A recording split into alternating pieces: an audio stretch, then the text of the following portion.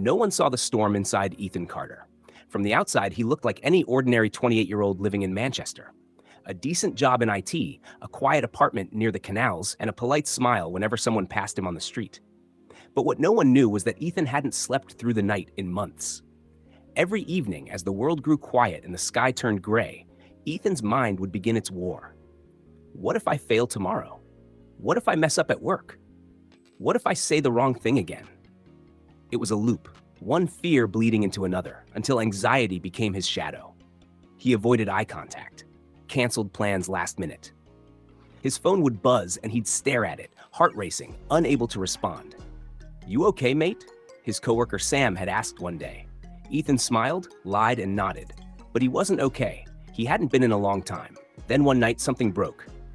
He was sitting on the edge of his bed, heart pounding for no reason, hands trembling. A message flashed on his screen. Reminder, therapy appointment, 9 a.m. He had booked it 2 weeks ago during a brave moment. Now, he wanted to cancel. Again, but something inside whispered, "What if you go? Just once. What if this is the turning point?" He showed up. It wasn't easy. In fact, the first 10 minutes of that session were spent in silence, eyes glued to the floor. Then the therapist said something that changed everything. Anxiety is not your enemy. It's your mind trying to protect you, just in the wrong way. That single line struck Ethan like lightning. He had never thought of it that way. That his anxiety wasn't weakness. It was misplaced protection, a scared part of him screaming for safety. And if he could understand it, not fight it, he could start to heal. That day, Ethan made a decision. I will no longer run from my fears. I will face them, one breath at a time. The journey wasn't perfect. He had setbacks. There were nights he cried himself to sleep, mornings he felt like staying in bed forever. But he pushed. He created small rituals. Morning walks without his phone, journaling his anxious thoughts, and breathing exercises before meetings.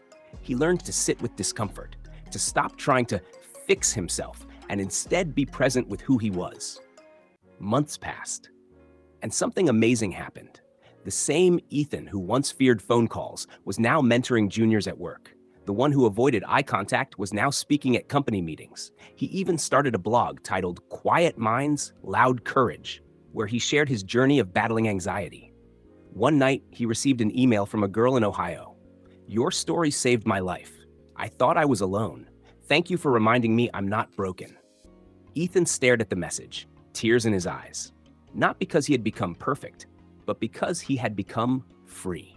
Moral of the story: anxiety is not the end, it's a beginning, a call to understand yourself deeper. Don't silence your fear, listen to it, learn from it, and gently walk through it. Even the loudest storms pass, and when they do, you'll find yourself still standing.